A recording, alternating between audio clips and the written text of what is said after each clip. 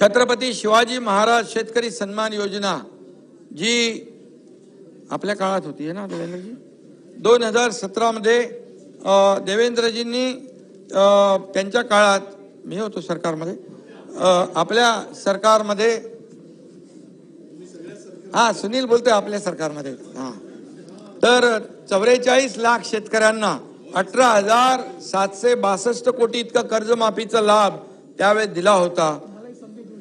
परंतु सॉफ्टवेअर मध्ये त्रुटी निर्माण झाल्याने 6,56,000 शेतकरी कर्जमाफीपासून वंचित राहिले होते. या 6,56,000 शेतकऱ्यांना कर्जमाफी जी आहे ती वंचित राहिले होते. ही देखील खरं म्हणजे ही वास्तविक या आधीच्या सरकारने, महाविकास आघाडी सरकारने जे राहिलेले जे 6,56,000 शेतकऱ्यांना पैसे द्यायला पाहिजे होते. अरे सरकार गेलं ना, आणि त्यामुळे खरं म्हणजे या योजनेमध्ये तत्कालीन सरकारच्या कानापर्यंत किंवा कानावर जाऊन सुद्धा कानाडोळा झाला असेल, कानाडोळा केला असेल. परंतु अध्यक्ष महोदय, मी या ठिकाणी सांगू इच्छितो, मी या ठिकाणी त्याबाबत घोषणा करू इच्छितो की 6,56,000 वंचित शेतकऱ्यांना ते पैसे आम्ही देणार.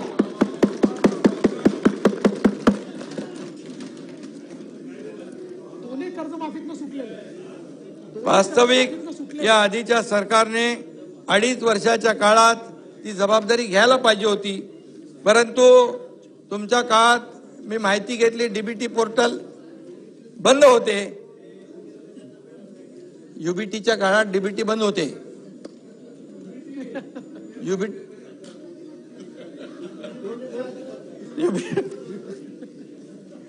समजून घ्या ना, समजून घ्या. आणि का बंद होते ते मलाही कळलं नाही, आपल्यालाही कळलं नाही. कळलं असेल तर सांगा. पण एकच आहे, मी आणि आमचे दोन्ही उपमुख्यमंत्री राज्यभरात फिरतो, त्यामुळे हा प्रश्न आम्हाला समजला आणि आम्ही त्याची सोडवणूक करण्याचा निर्णय देखील अध्यक्ष महोदय घेतलेला आहे. मला वाटतं आपण इग्नोर करणं, टाळणं हा आमचा पिंड नाही. आणि जे शेतकरी वंचित आहेत त्यांना त्याची पूर्ण पडताळणी करून त्यांना मदत दिली जाईल. आणि म्हणून मी एवढंच सांगतो, जेव्हा आपण मैदानात म्हणजे आपण शेतीवर जातो, बांधावर जातो, तेव्हा हे शेतकरी सांगतात आमचे तेव्हाचे पैसे बाकी आहेत, या दुसऱ्या कर्जमाफीचे पैसे बाकी आहेत. ते आम्ही चुकवतो, बिलकुल चुकवतो. आणि म्हणूनच आपल्याला सांगतो, महात्मा ज्योतिराव फुले शेतकरी विजयराव कर्जमुक्ती योजना 2019 मध्ये नियमित कर्जफेड करणाऱ्या शेतकऱ्यांना प्रोत्साहनपर 50,000 रुपये देण्याचा निर्णय झाला होता. बरोबर आहे, 50,000 रुपये निर्णय देण्याचा मागच्या सरकारने घोषणा केली. परंतु अध्यक्ष महोदय त्यासाठी तरतूदच केली नव्हती. ती तरतूद आम्ही GR काढून या ठिकाणी, हे दादा नाही, ऐका ऐका ऐका ऐका, रिप्लाय होऊ दे. अरे रिप्लाय होऊ दे. विजयराव, अजित दादा तेव्हा काय राज्याचे प्रमुख नव्हते, तरी सुद्धा त्यांनी तो प्रस्ताव पुढे नेला होता 50,000 रुपये देण्याचा.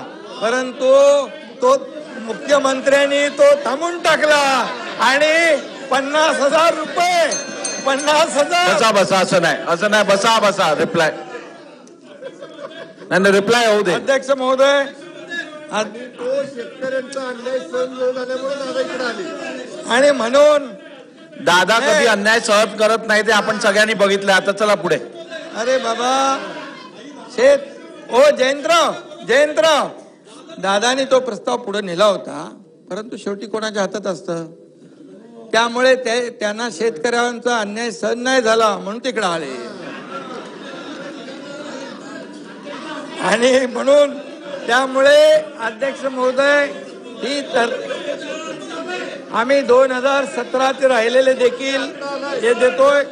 आणि 50,000 जे आहेत, जे नियमित कर्जफेड करणारे शेतकरी जे आहेत, त्यांचे पैसे आम्ही त्याची पूर्तता करतोय, तेही वाटतोय.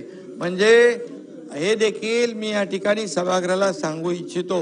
म्हणजे आश्वासनं देऊन आणि त्याला शेतकऱ्यांच्या तोंडाला पानं पुसवायची, त्याला झुलवत ठेवायचं, बोलाचीच कडी बोलाचाच भात, हे आम्ही कधी केलं नाही, करणार नाही. दिले ताई, दिले ना 50,000 रुपये. आणि त्याला ऐका ऐका ऐका ऐका ऐका ऐका नियमित कर्जफेड करणाऱ्या शेतकऱ्यांना अनुदान देण्यास सुरुवात आम्ही केली. ऐका ना, ऐकलं तर बोलणार. आतापर्यंत 14,31,000 शेतकऱ्यांच्या बँक खात्यामध्ये सुमारे 5,190 कोटी रुपये जमा केले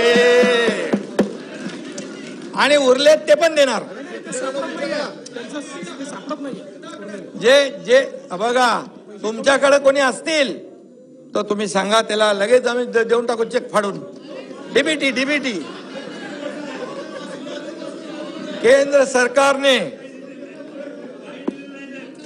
ए बाबा सुनील, अरे इथं माझ्याकडे आकडे आहेत सुनील, तुझ्याकडे तिकडे मोखाड्याला कोण असेल शेतकरी वंचित, डिस्टर्ब करू नका. अध्यक्ष महोदय, केंद्र सरकारने प्रथम केंद्रात सहकार विभागाची निर्मिती केली.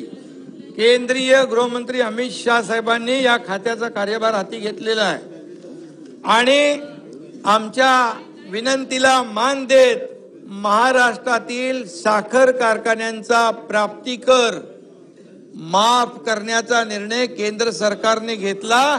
तो 10,000 कोटी रुपये, हे देखील ऐतिहासिक निर्णय झालेला आहे.